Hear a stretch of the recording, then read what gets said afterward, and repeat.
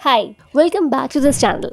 जो सबसे पहला क्वेश्चन पूछा जाता है बेसिकली इंटरव्यूज़ के टाइम पे वो होता है please tell me about yourself या प्लीज़ इंट्रोड्यूस योरसेल्फ, राइट। तो उसका जवाब ये होता है बेसिकली आपको ये बताना है सामने वाले को कि आप हो क्या, आपकी पर्सनालिटी क्या है, ओवरऑल आपका एक्सपीरियंस क्या है, आपका क्वालिफिकेशन क्या है, आपकी हॉबीज़ क्या है। तो बताने के लिए तो बहुत कुछ होता है, लेकिन अनफॉर्चुनेटली टाइम हमारे पास सिर्फ होता है 20 से 30 सेकेंड ही।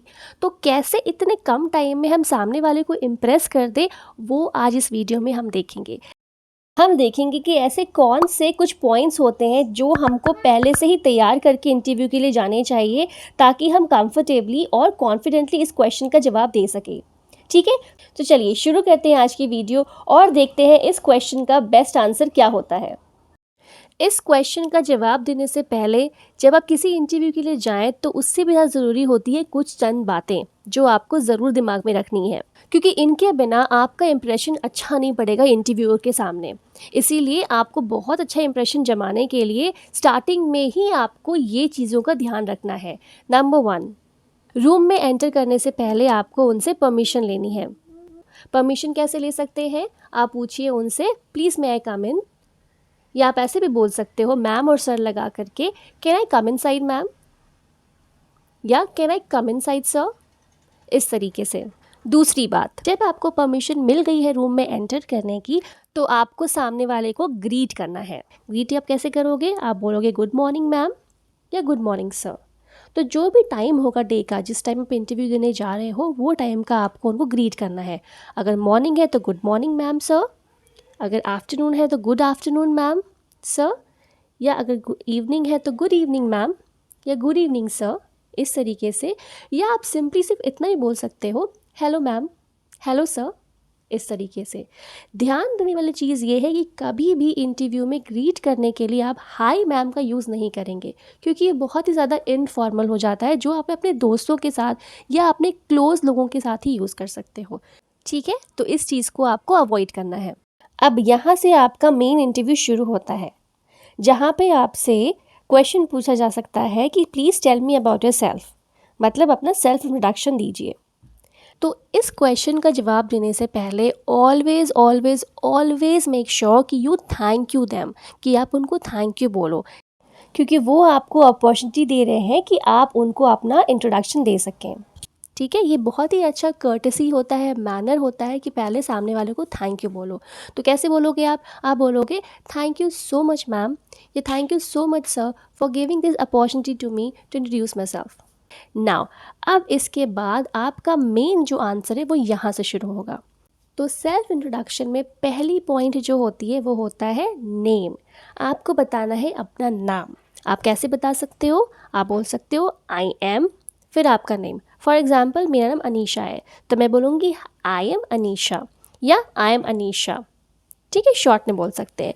या आप ऐसे ही बोल सकते हो, अगर आप किसी को फ़ोन पे भी इंट्रोडक्शन दे रहे हो तो आप बोल सकते हो दिस इज़ अनीशा, राइट, इस तरीके से। आई एम अनीशा या आई एम अनीशा या दिस इज़ अनीशा, इनमें से कोई भी 3 ऑप्शन आप ले सकते हो। लेकिन कभी भी इंटरव्यू में आप ऐसे नहीं बोलना, कभी भी इंट्रोडक्शन के टाइम पे आप ऐसे नहीं बोलना कि माई सेल्फ अनीशा। ये बहुत ही गलत तरीका होता है अपना इंट्रोडक्शन देना या अपना नाम किसी को बताना। My self Anisha, very outdated, not required. आप इन तीनों में से कुछ भी बोलोगे चलेगा। ठीक है, नाउ नेक्स्ट, अपना नाम बताने के बाद नेक्स्ट पॉइंट होती है लोकेशन। लोकेशन मतलब कि किस जगह से आप बिलोंग करते हो, आप कहाँ के हो, आप कहाँ के रहने वाले हो या आप कहाँ पे रह रहे हो। तो उसका जवाब कैसे देना है? मान लीजिए कि आप दिल्ली में रहते हैं या आप दिल्ली से हैं, तो इसका जवाब देने के लिए आप क्या लाइन यूज़ कर सकते हो? आप बोल सकते हो आई बिलोंग टू दिल्ली या आई एम फ्रॉम दिल्ली। तो ये तो बिल्कुल सीधा सा जवाब हो गया कि आई एम फ्रॉम दिल्ली या I belong to Delhi.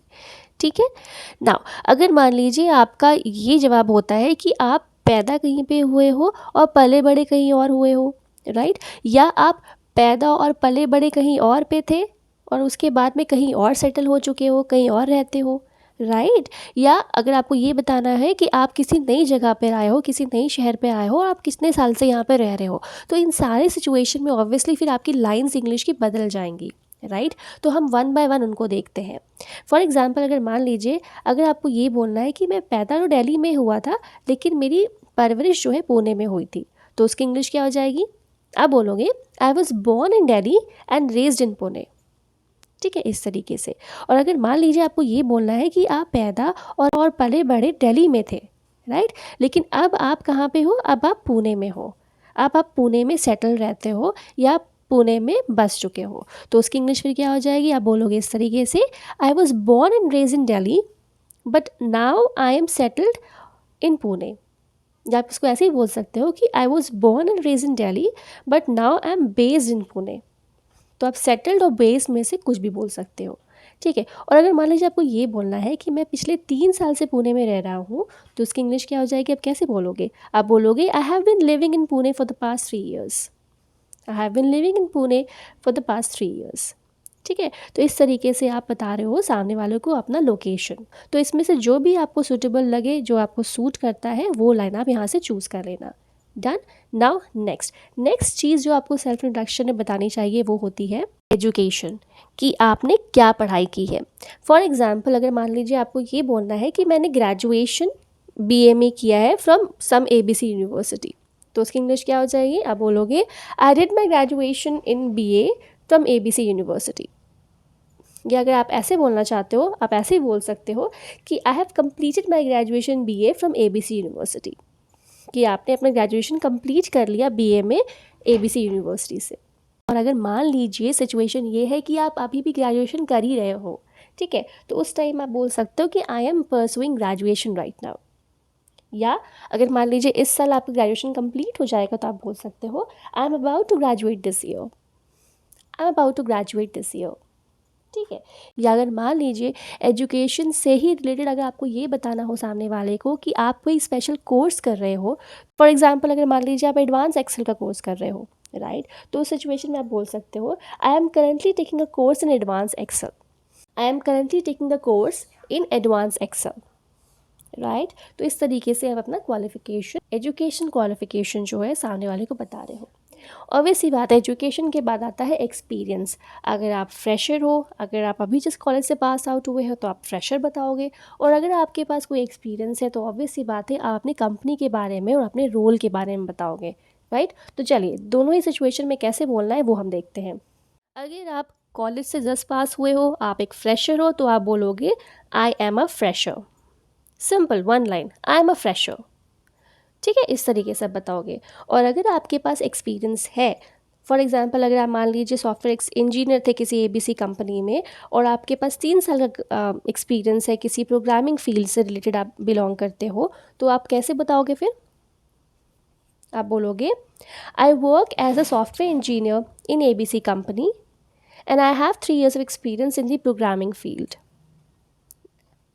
Once again, I work as a software engineer in ABC company and I have a 3 years of experience in the programming field। ठीक है, इस तरीके से आप बता रहे हो अपना एक्सपीरियंस। ना अगर आप चाहो तो इस तरीके से बात कर सकते हो। अगर मान लीजिए आपने ऑलरेडी किसी कंपनी को छोड़ दिया, तो ऑब्वियसली पास्ट टेंस की बात हो जाएगी, राइट, तो उसमें ED लगा दोगे आप इसको इस तरीके से बोल सकते हो कि I have worked in ABC company for 3 years as a software engineer and there my main responsibilities were to handle XYZ मतलब जो वहाँ पे आप मेन रिस्पॉन्सिबिलिटीज़ जो आपने संभाली थी वो आप वहाँ बता सकते हो। तो इन तीनों में से कोई भी एक फॉर्मेट आप ले सकते हो अपने इंट्रोडक्शन के टाइम पे। डन। अब आगे देखते हैं। अगली चीज़ जो आप बता सकते हैं वो है आपकी क्वालिटीज़ या ऐसे कुछ पॉजिटिव स्ट्रेंथ्स जो आपको बहुत ही ज़्यादा हाईलाइट करे, जो आपको एज अ पर्सन हाईलाइट करे। फॉर एग्जांपल अगर मान लीजिए आप फ्रेशर हैं, तो आप बता सकते हो कि आप कॉलेज में या स्कूल्स में कैसे बहुत सारे कॉन्टेस्ट में पार्टिसिपेट करते थे और वहाँ पे आपने बहुत सारे प्राइजेस भी जीते हैं। तो उस चीज़ को आप कैसे बता सकते हो? I actively participated in several contests conducted in my schools and colleges and I have won several prizes for the same। अगर मान लीजिए आपके पास कोई स्पेशल स्किल है, फॉर एग्जांपल अगर आपके पास गुड कम्युनिकेशन या गुड प्रेजेंटेशन स्किल्स है, तो आप ऐसे बोल सकते हो coming to my personal qualities, I am a fast learner and I have a good communication and presentation skills. या आप ऐसे ही बोल सकते हो, वन मोर ऑप्शन ये हो सकता है, आई am a highly responsible person and I can handle any critical situation with a positive attitude.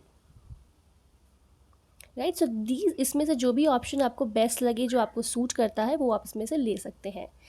ना अक्सर जो होता है, लोग जब अपनी हॉबीज़ बताते हैं सेल्फ इंट्रोडक्शन के टाइम पे, तो वो एक्चुअली इस तरह से सिंपल लाइन यूज़ करते हैं कि माई हॉबीज़ आर रनिंग या प्लेइंग फुटबॉल या वॉचिंग साई-फाई मूवीज़, तो वो इस तरीके से मेंशन करते हैं। बट उसका ऑल्टरनेट और एडवांस तरीका है, आप ऐसे बोलो, I am a big fan of sci-fi movies for example, ठीक है?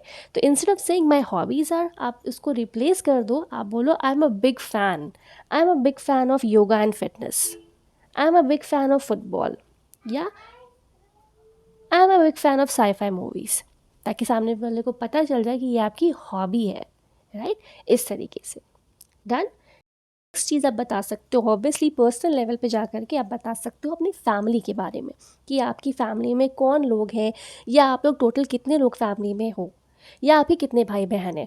तो उसका जवाब आप कैसे दे सकते हो, वो भी हम वन बाय वन देखते हैं।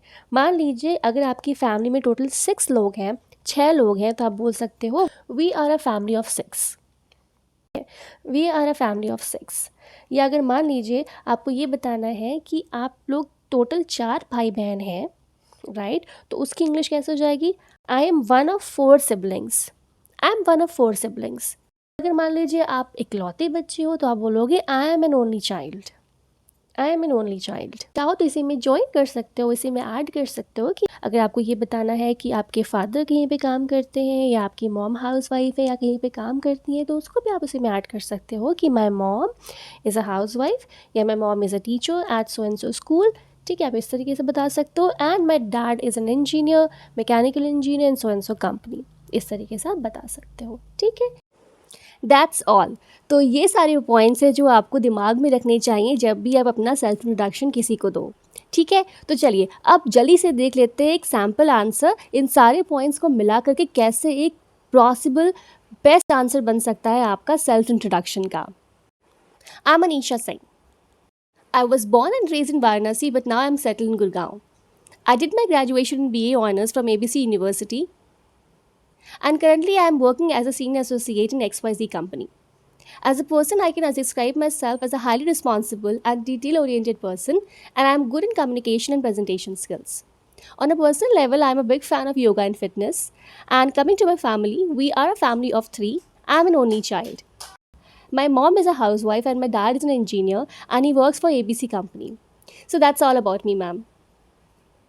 सो इस तरीके से आप भी पॉइंट बाय पॉइंट अपने सारी इन्फॉर्मेशन लिखिए सेल्फ इंट्रोडक्शन में, और एक फ़ाइनल आंसर बनाइए। फिर उस फाइनल आंसर की प्रैक्टिस करिए बार बार, तब तक प्रैक्टिस करिए जब तक आपके मुंह से ऑटोमेटिकली नेचुरली वो सारे के सारे लाइंस आने लगे, वो भी confidently. So do not worry, शुरू में ग्रामर अगर अच्छा नहीं होता है आपका, इट डजेंट मैटर। जब भी इंटरव्यू के लिए जाइए तो कॉन्फिडेंटली जाइए एंड विद अ स्माइल जाइए, इससे आपका बहुत अच्छा इंप्रेशन पड़ता है सामने वाले के ऊपर, ठीक है? तो अगर आपको आज की वीडियो पसंद आई है तो प्लीज़ इस वीडियो को लाइक करिए और अपने दोस्तों के साथ शेयर कीजिए, और आगे भी ऐसे ही इंग्लिश से रिलेटेड वीडियोस देखने के लिए इस चैनल को प्लीज़ सब्सक्राइब कीजिए। अब हम मिलेंगे अगली क्लास में, तब तक प्लीज़ अपना ख्याल रखिएगा, प्रैक्टिस करते रहिए। Take care, bye bye.